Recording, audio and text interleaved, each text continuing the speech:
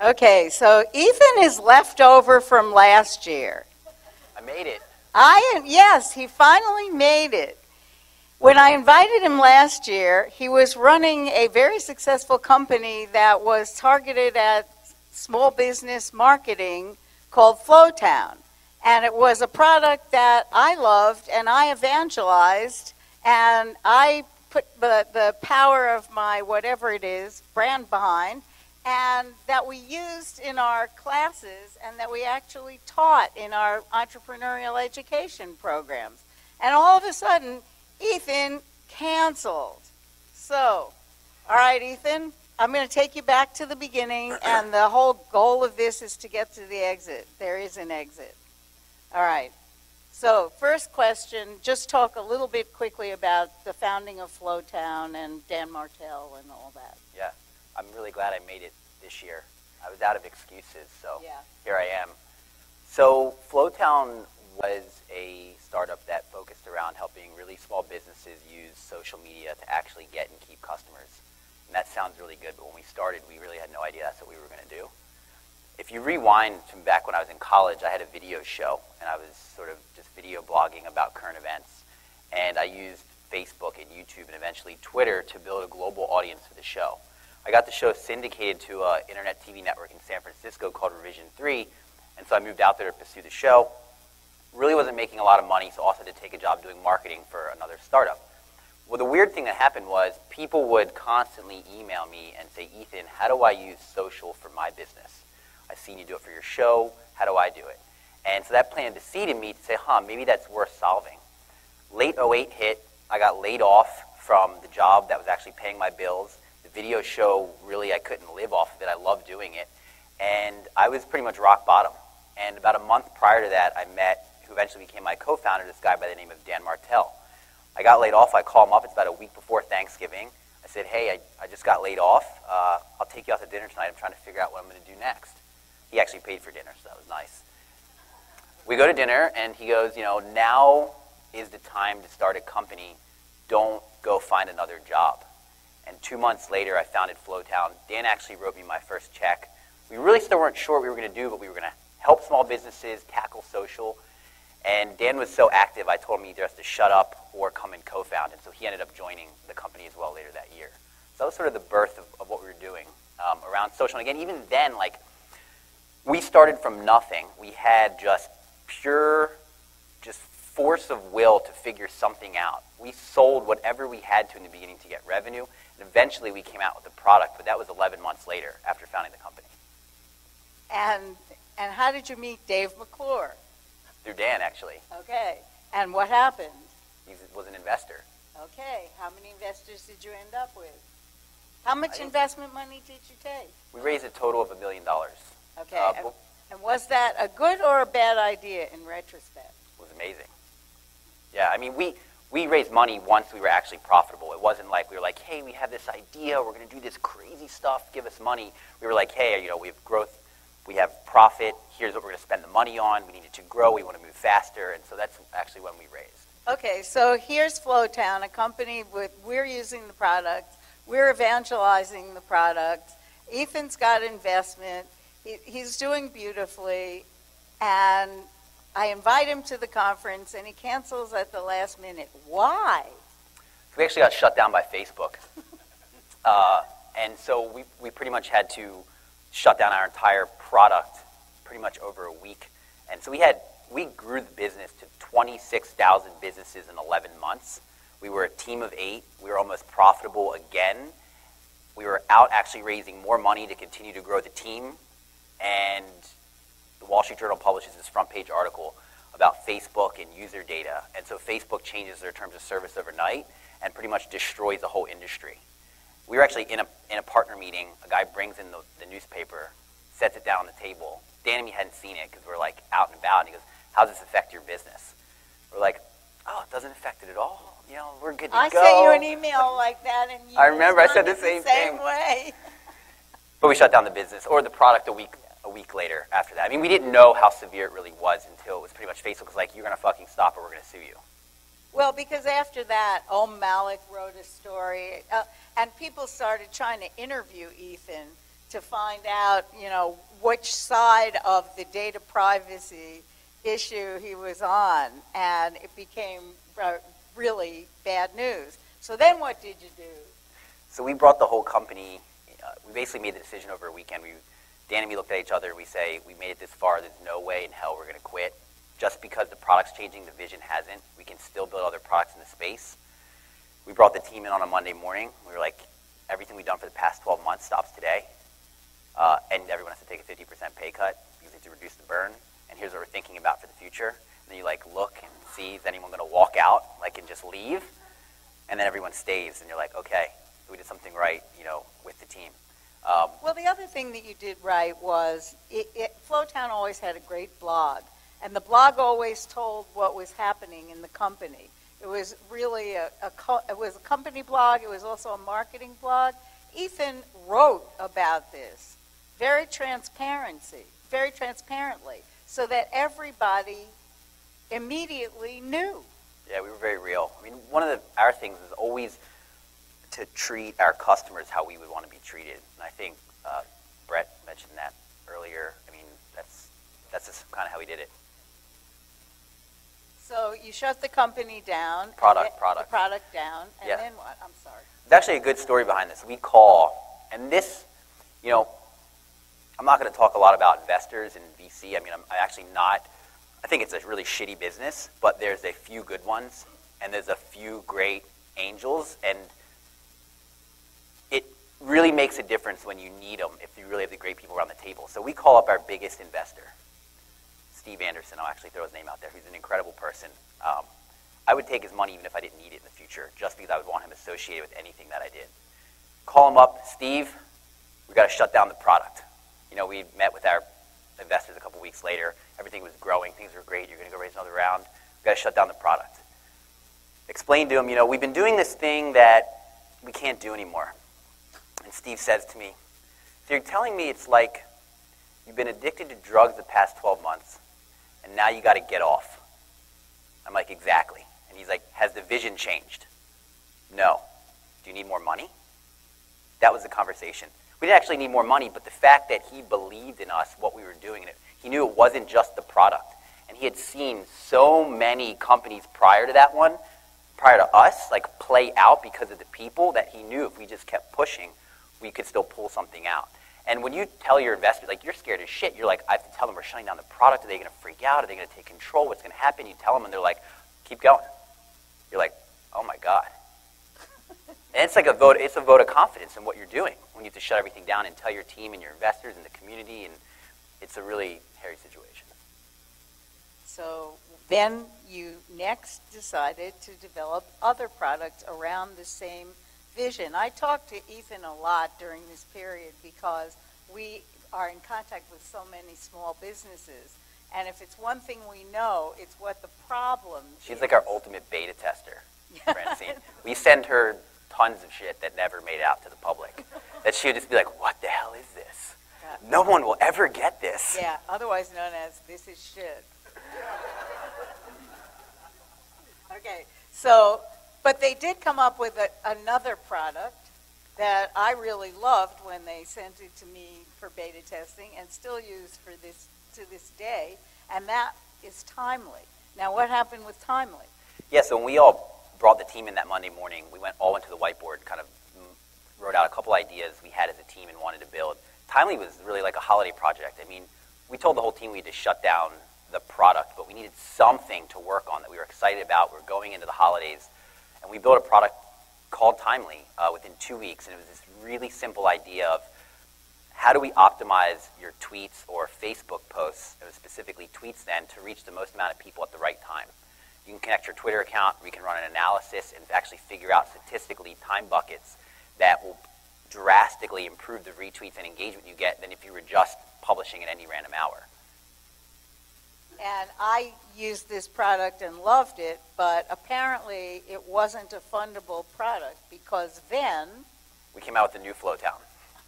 Well, we kept Timely going, and it really proved out to be a huge asset. I mean, it grows still every single week. The company that acquired us, we integrated into their solution within 2 weeks. And it grew to about 27,000 professionals in 10 months. So it was a very successful tool, but very hard to figure out how to charge for. So we thought we would use it as like lead gen, for the new Flowtown. And the new Flowtown was this concept around how do you give free shit away to get more customers. Literally, it's like social sampling or sampling but taken to the next level. And how do you bring it down to everyone? How do you give a free sample if you're a coffee shop to people on Facebook and Twitter? How do you give a free sample if you're a hair salon? And did that work? No. Well, let me correct that. What happened was, and this kind of led to our ultimate destination. You just love Ethan. Okay, Put me on the spot. Well, you asked me to ask you hard questions. No, I like it. Okay. We started Flowtown to help very small businesses. It's why I got out of bed every single day, because I believe that this country is built on small businesses and not corporations. And the more we can do, they are like the unsung hero. And so what happened with the new Flowtown is big brands really got it. So we had big brands, I'm not going to mention them, using it and loving it and giving like crazy amount of samples away on Facebook and Twitter. And I was out, and that was my co-founder Dan running that initiative, and I was out like pounding the pavement, getting like hot dog shops and coffee shops and all these random shops, giving out these sort of like cards to give an existing customer a free sample that they could collect on Facebook and then give to their friends. And when people did it, it actually worked, but the issue was we couldn't reach enough businesses fast enough to really make this profitable on the time scale that we had. And so we went out and we started looking for partners, not acquirers, partners that we could integrate with and then reach into their customers that had sort of merchants but also consumers and grow the product much faster. And ultimately that led to our acquisition. Okay, so you were acquired by? A company by the name of Demand Force, based in San Francisco, that sells very, very specific marketing solutions to auto garages, salons, spas, dentists, like non-super sexy stuff, but it really works and delivers a ton of value. And I mean, it was like, I had never heard of them before we really were in this process, and we instantly fell in love with everything they were doing, and the fit is incredible. So is this a face-saving exit or a... We could keep pushing. We could have kept pushing on. My thing's like, I want to work on what I love, not just because I have to work on this, And so this made a lot of sense for everyone involved in Flowtown. We'd only raised $1 million. We were still a small team. We had product and technology that was going to get integrated into a bigger company. We were going to be able to move 10 times faster. And we really are left alone largely still within Demand Force. So you are now sort of a wholly owned subsidiary. So it's like you got a strategic investor. I'm trying to figure out where to place this, on in the lexicon of exits. Base hit. Base hit. Yeah. Okay. Strategic merger. Yep. Okay. All right. Totally. What else would you like to say about it, and what are you going to do next? I don't believe you're going to spend your life at Demand Force. I'm doing my best to be a good employee. So this is I my know first. I shouldn't say that, but again, you asked me to ask you the question. Well, it's my first job. I mean, I started Flowtown really. I did marketing for a startup for like 2 months, and then I got laid off. But this is my first like real job. Like I have a real paycheck. And how is that? It's very comfortable. I'm not sure that's Yeah. that's something to get used to. Okay, and you don't have a plan going forward. My thing is, I want to build products that people love. Right. I don't care about anything else. And I want to wake up every day and I want to do that, whether it makes me money or whether it doesn't. I don't care. And so if I do that at Demand Force, if I do that on something else, that's really what makes me happy. And so we'll see. Thank you. I think that's a wonderful story. I mean, I met Ethan at South by Southwest, and he was running 2008. this, I thought it was an investment video show that you were trying. That was next. Oh, that was okay. after the first one. You were trying to run. And I just loved his energy. So I never doubted something good would happen at the end of Flowtown. But it's been an interesting ride for him, and not the normal course of events. But on the other hand, not the abnormal course of events either. This is another great ending for entrepreneurship. And I think there was a slide earlier that showed the squiggly, like the path of the entrepreneur. It's That was Scribble slide. Not enough people talk about that, you know, especially like people that I've seen in my position before. They go through an acquisition, they get up on stage. I started from day one, I was going to do this, it grew like crazy, we had X, it was amazing. And that's like almost always bullshit, like always. And that's why I wanted to come here and kind of tell the story, because it's not pretty, it's really ugly usually. And the only way you get through it, and I'm sure everyone in this room feels it, is you just keep pushing forward, even if you don't actually ask yourself maybe once a day, am I crazy? You're probably not doing like the right thing. You're probably not pushing yourself enough. You have to feel that, like you have to love that. And I will tell you, after actually having sort of an exit, it's very anticlimactic. It's like you get an email from your lawyer, we're closed. You're like, oh. And that's it. And then you look back and you're like, holy crap, everything that was great was this wild journey. Like that is why we do this, or I do this. And that's like priceless. Like no amount of money could ever replace that passion that everyone in this room hopefully feels every day about whatever they're doing. So who has questions for Ethan? I'll answer anything. Wait for me, Paul. So it sounded like Demandforce kind of had a different market scope than your original product. So did you kind of tailor your product now toward just the industries that they're focused on, or are you also still working on the very small business target market, the general? That's a good question. So we, Timely still exists in its own right, but we also integrated it already into Demandforce's existing product. Like our products can work with their verticals, and we did have some people in their verticals using our products, but they're still like, your typical small business. And so, Timely made a lot of sense. The new Flowtown, the sort of gift marketing, we're trying to figure out where that fits. And then we're working on new initiatives with all these resources that we have. I mean, Demandforce touches 80 million consumers through the businesses that they have as customers. And if you think about that, like there's something like a way better Yelp to be built from everything that they've accumulated, in my opinion. Hi, my name's Anthony. So I just had a question about, it is a crazy journey, right? Everyone knows that. What did you do in those moments of like feeling like your house of cards was going to fall in? Like what did you say to, like in the moment, what did you do to move forward? So I'm like, I try to figure this out, I'm like 70% introvert, 30% extrovert. And so being more introverted, I go like, you go inside yourself, to like that place that is just like, I can make it. And you just believe it. And no one will believe in you more than you believe in yourself. It won't happen. And that's how you build great shit. Because, people are against you, people are for you, doesn't matter. Like if you believe in yourself and you just keep pushing forward, even if you fail, maybe you're wrong, but at least you were never confused. I'm cool with that. Now, Ethan, as you've gone along the journey, and you think of the last year, what was your biggest lesson? That's tough. Biggest lesson. For me, actually, it was that I could have a girlfriend and be an entrepreneur. That was probably huge for me. I moved out there. I worked in my apartment, like very isolated for a good year before I ever like came out in San Francisco, in a great city, before I even came out. And it was like, oh my God, there's this whole world.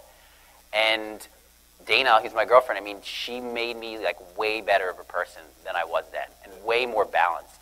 I don't think I would have ever gotten to where I've gotten without her in my life, actually. We've got that on tape. You're in big trouble. Yeah, that's What's that? awesome. She's got it on tape. Oh. We videoed this. Other questions? Eric. So you're working at demand generation. You'll get antsy in about 6 months. What are you really targeting next? What's the huge hole in the marketplace out there for you? For me, I don't know. I try to solve my own problems. Flowtown was sort of that. I was really forced to do something because I was going to run out of money and I needed to create something, and it really made a lot of sense because it's something I spent a lot of time in, social. For me now to like have a little bit more security and not be forced to do that and be able to sit back, I will definitely only solve problems that I have, that I personally really feel that I have. Building a product you don't use every day is really scary for me. it just, I don't know how you do it personally. And people really do it very successfully, but for me, I've learned that I need to build stuff that I use. I think almost all entrepreneurs say that where they start, at least, where they end up may not be that, but where they start is solving a problem that they know exists because they've had it. Yeah, I it's just the best like- type of test. A show of hands from our entrepreneurs that are in the room. How many of you ever started a company where the company ended up being what you started? Right? That's cool. You're of the very. Most of us change 3 or 4 times over the course of the journey, and I think that Ethan's story is a great story of iteration and of learning, and a great journey. And you may say that you're kind of liking what you're doing right now, but I have a feeling that you've got the bug, and you'll be back. I'm thinking that he can't say anything. All right, everybody, big round of applause. Thank you.